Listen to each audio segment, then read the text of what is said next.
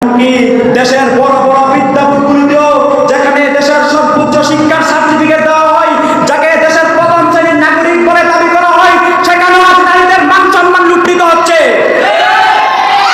এর দায়ভার কি শুধু সেঞ্চুরির মালিকদের? নিশ্চয় না, বরং ওই পর্দাহারা নারীরাও দায়ী।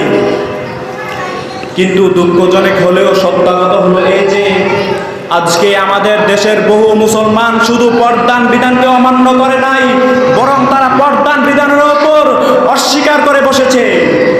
তো তারা পর্দান বিধানের ওপর বিদ্রুপ করছে আর নিজেদেরকে মুসলিম বলে নিজেদেরকে দাবি করছে। অথচ সেই গন্ডা মূর্খরা জানে না যে পর্দান বদল একটি ফরজ বিধানকে অস্বীকার করার কারণে তারা ঈমান হারা হয়ে গেছে।